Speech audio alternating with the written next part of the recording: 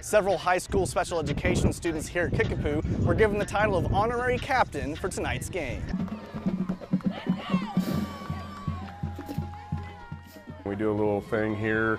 It's called the Super Chief Assembly, and the entire student body's in there with Miss Cormack's class, and kind of just got us thinking program-wise how we could give back, and you know, I thought nothing more special than a Friday night. So he emailed and he said, "Hey, I really want to do something to honor these kids." I cried.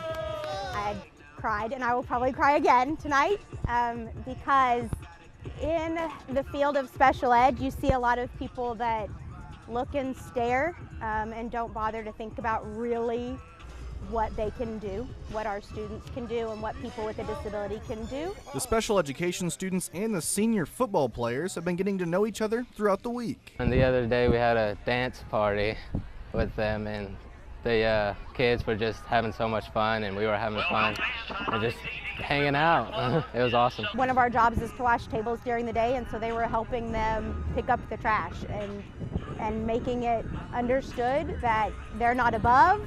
You know, the football players aren't above my kids, and my kids are not below the football players. It's nice to see them to be able to be accepted.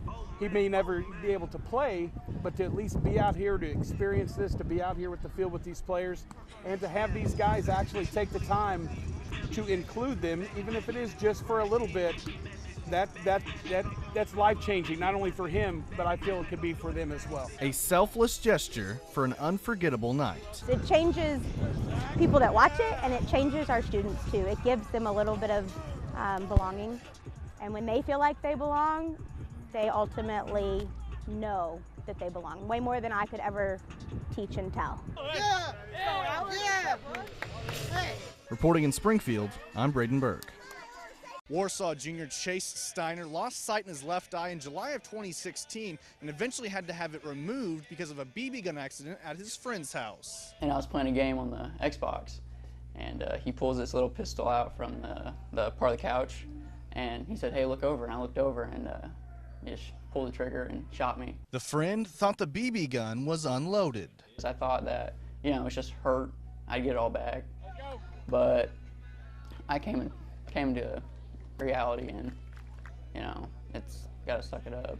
There's no change in that. Doctors told Steiner that he would not be able to play football anymore, but that wasn't going to hold him back, especially with the help from his teammates. You know, I told them I wanted to play, and they told me, well, okay, well, then we're gonna make it where you can play.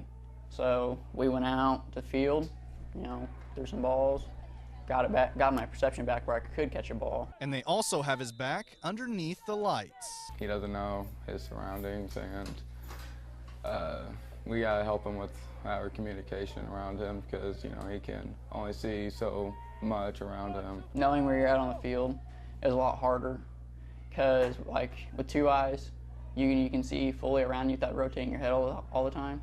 But with one, I have to constantly keep my head on a wheel. It was never an issue at all. Honestly, it was never really brought up, and you know, once we got out on the field and everything, you never know any different. Coaches and teammates say Steiner continues to inspire them. It would be so easy for any kid to just bow out, and nobody would blame him at all. And you know, for him to come out every day with a great attitude and just go to work. It doesn't matter if it's our off-season workouts or if it's practice or if it's game. He leads by example. It feels good. Prove people that, you know, a small thing is not going to hold you back. Don't give up just because people say you can't. Reporting in Warsaw, I'm Braden Burke. Although they are competing tonight, the Houston and Ava communities came together to help those grieving the loss of Clifton. In this past week, Houston lost one of their own and recent graduate, Connor Clifton. At this time, we would like all to stand and remove all headwear for a moment of silence. Amen and thank you. The stadium held a moment of silence before the game, and between the first and second quarter, money was collected to help the family of Clifton. Get ready. Get set. Go. Fill the buckets.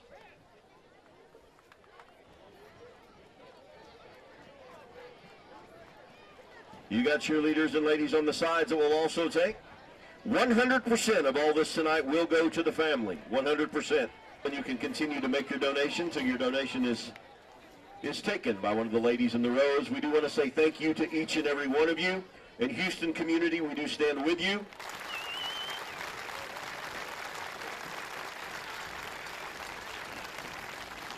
And you will remain in our thoughts and prayers. God bless. Ava coach Dan Swafford says they are familiar with what Houston is going through. He says their team has been through it several times before. When you lose a former player, it's like losing a part of the family, you know, and I know that's how Houston felt about this young man. Houston football coach Eric Sloan tells me his players are very emotional following the loss of Clifton. And Coach Swafford says his players are trying to help. Some of the players wanted to get together with him after the game and pray with him, you know, and I just think that's awesome that kids are kind of thinking along those lines. Two rival communities coming together through football to help those grieving the loss of a former standout player. Reporting in Ava, I'm Braden Burke. God bless.